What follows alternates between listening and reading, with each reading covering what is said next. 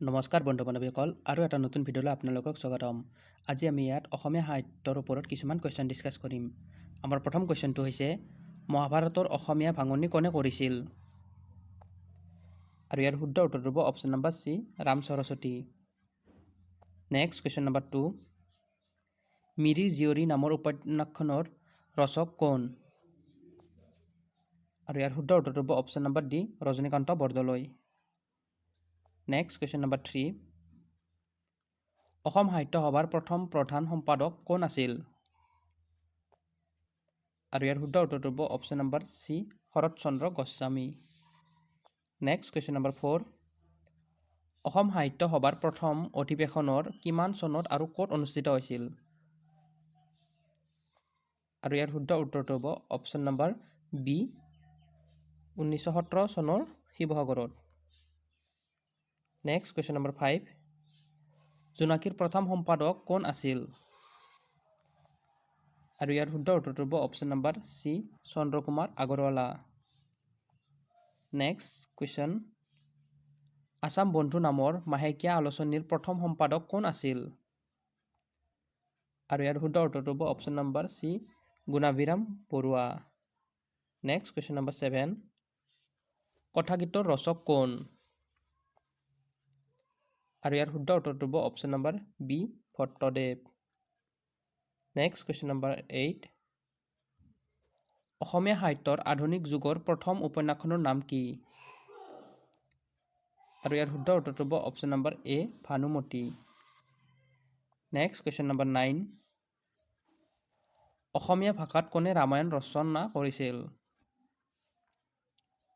আৰু ইয়াৰ শুদ্ধ উত্তৰটো হ'ব option number D Madhav Kandali. Next question number 10, হস্তি বিদ্যাৰ্ণৱ গ্ৰন্থৰ ৰচক কোন? আৰু ইয়াৰ শুদ্ধ উত্তৰটো হ'ব অপশ্যন নম্বৰ ডি সুকুমাৰ বৰকাইত। নেক্সট কুৱেশ্যন নম্বৰ 11, শংকৰদেৱৰ প্ৰথম কাব্য গ্ৰন্থখনৰ নাম কি? আৰু ইয়াৰ শুদ্ধ উত্তৰটো হ'ব অপশ্যন নম্বৰ চি হৰিচন্দ্ৰ উপাখ্যান। নেক্সট কুৱেশ্যন নম্বৰ 12, প্ৰথম অসমীয়া দৈনিক বাতৰি কাকতখনৰ নাম কি? আৰু ইয়াৰ শুদ্ধ উত্তৰটো হ'ব অপশ্যন নম্বৰ এ দৈনিক বাতৰি।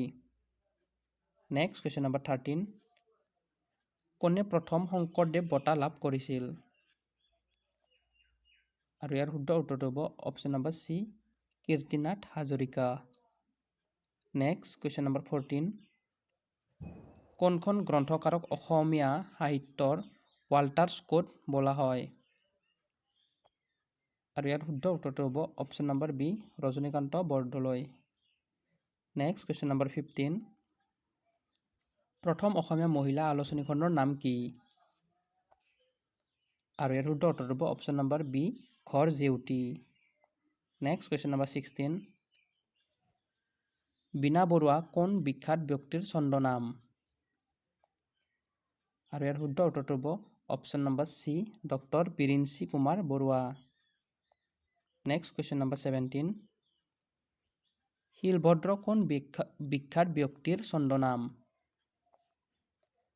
আৰু ইয়াৰ শুদ্ধ উত্তৰটো হ'ব option number B Rebatimohan Dutta Choudhury. Next question number 18, পিতা পুত্ৰ নামৰ গ্ৰন্থৰ গ্ৰন্থকাৰ কোন? আৰু ইয়াৰ শুদ্ধ উত্তৰটো হ'ব option number D Homen Borgohain. Next question number 19, অন্তৰীপৰ ৰচক কোন? আৰু ইয়াৰ শুদ্ধ উত্তৰটো হ'ব option number A Bhabendranath Saikia. Next question number 20, কোনে ভূপেন হাজৰিকাক সুধাকণ্ঠ উপাধি প্ৰদান কৰিছিল? আৰু ইয়াৰ শুদ্ধ উত্তৰটো হ'ব অপশ্যন নম্বৰ ডি আনন্দ চন্দ্ৰ বৰুৱা। নেক্সট কুৱেশ্যন নম্বৰ 21, 2014 চনত কোনে শংকৰদেৱ বঁটা লাভ কৰিছিল? আৰু ইয়াৰ শুদ্ধ উত্তৰটো হ'ব option number C Kanaksen Deka. Next question number 22, কোনে প্ৰথম অসম উপত্যকা সাহিত্য বঁটা লাভ কৰিছিল? আৰু ইয়াৰ শুদ্ধ উত্তৰটো হ'ব option number B Bhabendranath Saikia. Next question number 23, Mamoni Raisom গোস্বামীয়ে কোনখন উপন্যাসৰ বাবে সাহিত্য একাডেমী বঁটা লাভ কৰিছিল? আৰু ইয়াৰ শুদ্ধ উত্তৰটো হ'ব অপশ্যন নম্বৰ এ মামৰে ধৰা তৰোৱাল। Next question number 24। কলিকতা বিশ্ববিদ্যালয়ত কেতিয়া অসমীয়া বিভাগ স্থাপন কৰা হৈছিল? আৰু ইয়াৰ শুদ্ধ উত্তৰটো হ'ব অপশ্যন নম্বৰ এ 1938 চনত। নেক্সট আৰু আজিৰ বাবে লাষ্ট কুৱেশ্যন 2। চাইনা টাউনছ ডে কোনখন অসমীয়া উপন্যাসৰ অনুবাদ? আৰু ইয়াৰ শুদ্ধ উত্তৰটো হ'ব অপশ্যন নম্বৰ এ মাকাম।